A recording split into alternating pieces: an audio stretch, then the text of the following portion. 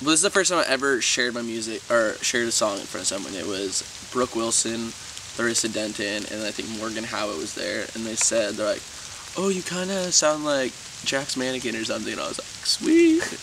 And I've progressed a lot since then, but that was kind of the initial confidence booster, which is like, I want to do this and I want to share it with people. It's weird when you're not a singer or a piano, or you don't play music, and then one day you're just like, hey, I sing and I play piano. People are like, all right, because I started playing when I was a junior in high school, so, and it was just a thing I decided I want to do one day. I mean, it's a little deeper than that, but pretty much one day I just started playing and I never stopped. Well, I saw a band, which is really weird. Usually it's like a huge band that people are inspired by. I went to a Switchfoot show, and the band opening up was a band called Green River Ordinance, and I don't know, just the tone of his voice, and I started singing a little bit, and I was like, you know what, I think I'm gonna try out this singing thing, and like, I don't know, I was really inspired by that. And actually in the car, I was like, my friend Trent Mason, and I was like, listen to me sing this part, and he's like, dude, it sounds really good. Like, he could have been lying to me, but I mean, those little confidence boosters have helped me get to where I am today, and helped me become the songwriter that I am today. So, yeah, actually, I named the album Writing Letters before I wrote the song. And which is really weird. I don't know, to me it's weird, because I feel like usually you write the title track and then name it. And I didn't want it to be forced at all. That's why I took a lot of time with it. But I was really passionate about the title of the song and what it was about. So I don't know, the process of writing it has been pretty easy for me for that one. And I don't know, it just flowed. All my thoughts flowed nicely. And I mean, the whole idea of writing letters is pretty much just. I mean, there's two parts of it. There's the part where it's like, sometimes we don't know what to say.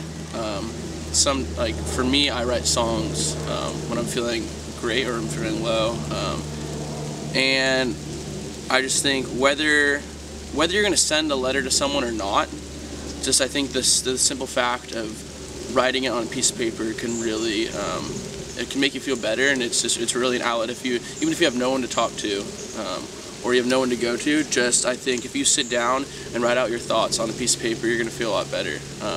It's an outlet, and I'm lucky enough to write it on a piece of paper and then put it into a song, which is really special.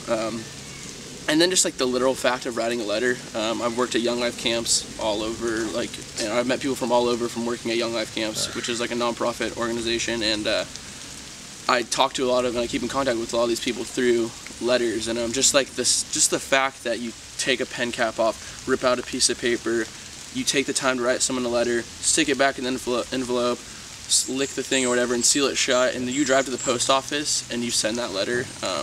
It's just something really special and organic about it, and it's not just like sending a text or shooting someone a Facebook message, you know, it's something really sincere and something that I appreciate a lot. And obviously the day and the technology we live in, you don't see that too much, but it's something that I still cherish and I think is really special, and all my songs are like writing letters. So I was just kind of sitting at the beach one day writing a letter to someone, and so the name came to my head, Writing Letters, and I was like, this has to be what I name my album or my EP. So that's kind of just what it rooted from. And actually, I think today I'm going to be opening a P.O. box where I can have fans or people who listen to my music, or anyone write me letters, and for a couple months I'll write back to everyone. And I think that's something I can do special between the people that listen to my music, and it's like, yeah, I'm telling you guys why I did this, why not live it out, you know what I mean? Yeah. And I do it with my friends, but I'd love to do it with people that, if you have questions for me,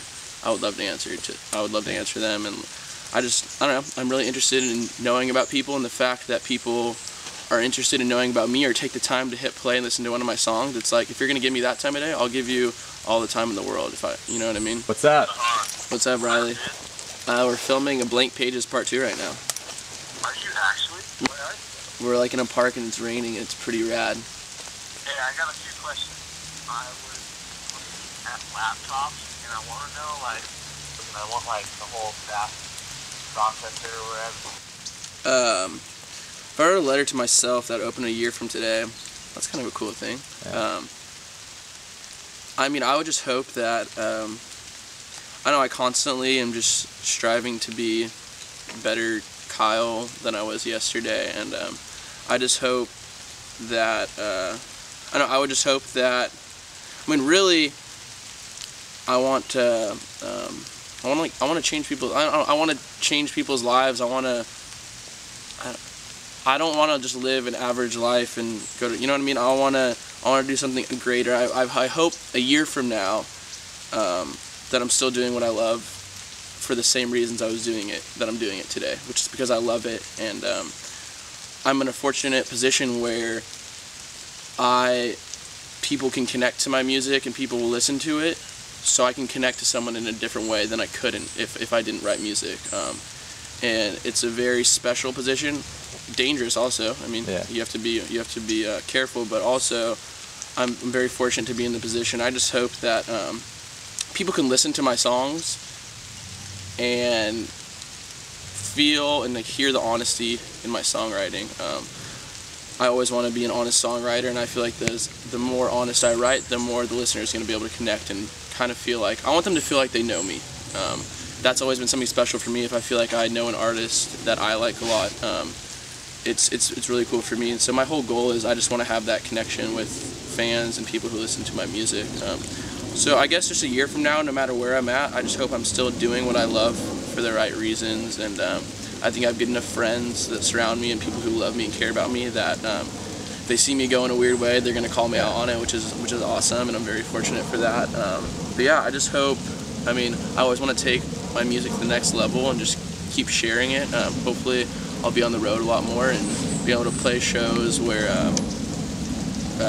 I mean, people on Twitter ask, come here, come there, and I hope I can come to those places in the next year and just keep sharing my music, keep becoming a better songwriter. And just knowing that you never have it all figured out. There's always a lot to learn. There's always going to be someone better than you. And I think if you realize that, you're going to grow as an artist and just a person. And I just hope I can keep that humble,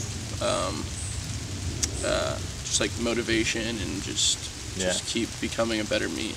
Last letter I did write. Oh, actually, last time I put pen to paper was, so I had some people donated money to help me record my EP, and to everyone that donated money, I wrote them a letter saying thank you. I sent them a CD, and I wrote them a letter just thanking them individually for helping me do what I love, because without them, there wouldn't be a physical copy of the CD, which is important to me that I have a physical copy. So it was really cool of them to take the time to donate money, and so yeah, I wrote all them letters just like thanking them and telling them how much I appreciate the support.